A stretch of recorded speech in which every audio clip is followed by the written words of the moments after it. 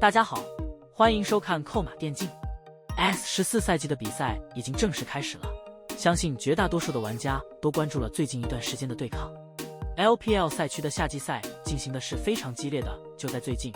韩网也是更新了各大战队的综合实力排行榜，不出意外，拿到了冠军的 GEN 战队成功获得了排行榜的第一，获得 MSI 亚军的 BLG 战队排到了第2的位置。让粉丝们比较意外的是， MSI 比赛中发挥比较出色的 G2 战队竟然只排在了第6的位置，反而是被淘汰的 TES 战队排到了第5，这一点就让很多的玩家非常不解。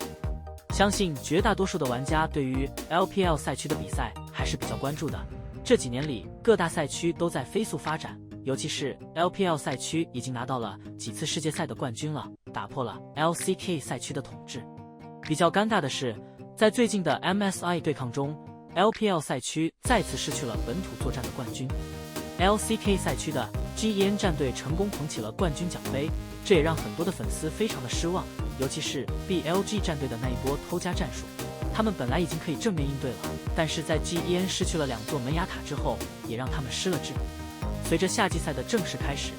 各大战队综合状态也成为了很多玩家讨论的焦点。最近韩网也是更新了各大战队的全球排名，不出意外，拿到了 MSI 冠军的 GEN 战队成为了全球排行榜第1的队伍，分数更是来到了1937，达到了一个断层的地步，没有任何一个战队能够追赶他们的脚步。毕竟连续4次拿到 LCK 的冠军，并且在 MSI 的舞台中还轻松击败了 LPL 的队伍，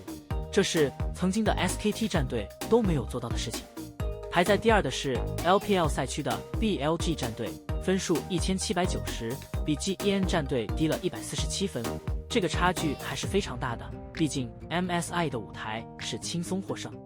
排在第3的是 T1 战队，分数为1760分，他们这个位置还是比较中规中矩的。在 LCK 赛区， T1 战队的状态还算可以，但是一直被 GEN 战队压一头。在 S13赛季的世界赛对抗中，他们成功翻盘，但是淘汰赛阶段他们并没有遇到 GEN 战队，如果相遇的话，说不定 T1 战队就无法拿到冠军了。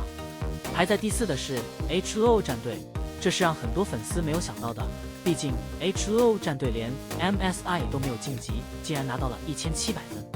第5名和第6名争议最大，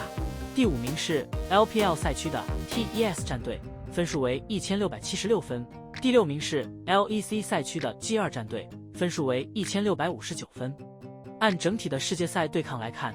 MSI 的淘汰赛阶段 G2 战队是3比0淘汰了 TES 战队，可以说是全方位的碾压，没有任何的翻盘机会。单从 MSI 的对抗来看， TES 战队绝对是无法在 G2 战队前面的。不知道这个排名是如何产生的，可能也和赛区的综合实力有一定的关系吧。毕竟没有晋级到世界赛的 HLO 战队都能够排到第4的位置， G2 战队绝对是一个非常出色的队伍。几年的时间里，他们经历了很多选手的轮换，但是在每一次的世界赛对抗中，都会给玩家们眼前一新的感觉。就算拿不到太高的排名，也会在淘汰赛阶段打出精彩操作。之前是 T1 战队的克星，现在又碾压淘汰了 TES 战队，不知道后面还会有谁敢小看他们。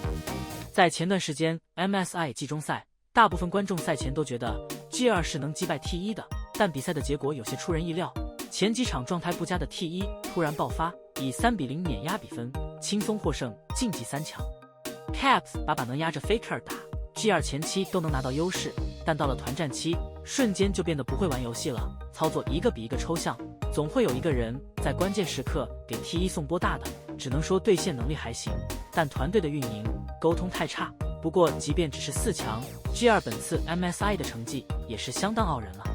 G2 不敌 T1 被淘汰，对于 LPL 赛区来说其实算是一个好消息，因为本次 MSI 赛制改革之后，不仅冠军可以获得直通 S 赛的资格，同时冠亚军队伍可以为自家赛区争取到一个额外的世界赛名额。 GEN 打进决赛之后， LCK 已经提前锁定了，而 LPL 也因为 G2 出局获得了席位。对于 G2 战队来说，其实输给 T1 并不丢人，毕竟他们是除 LPL 和 LCK 之外走得最远的赛区了。假赛 T1 的阵容是去年夺冠班底，打不过也很正常。而且这场 BO5 虽然是3-0零封，但至少前期是有优势的，没有说从头被碾压到尾，反而是咱们赛区的 TES 现在有点尴尬。TES 被 G2零封 ，G2 又被 T1零封，同样是2号种子，一个暴打欧洲赛区，一个被欧洲赛区暴打。G2输得越惨 ，TES 的面子就越挂不住，毕竟 LPL 和 LCK 是公认的最强的2个赛区，结果在打同一支战队时，差距大的离谱，只能用一句话形容：第2赛区确实不如第1赛区。T1 在交手 G2这场比赛所展现出来的状态，虽然看起来挺一般的，但其实已经有点觉醒的趋势了。相比正赛前几场的 BO5，四小指在 Faker 劣势的时候能够站出来了，这种状态的 T1 其实有点恐怖。去年能夺冠，不仅仅是 Faker 力挽狂澜，关键在其他人也都能顶住压力。好了，以上就是本期的全部内容，大家有什么想说的，欢迎在下面的评论区交流讨论，我会去挨个查看。感谢老爷收看，欢迎点击订阅，我们下期再见。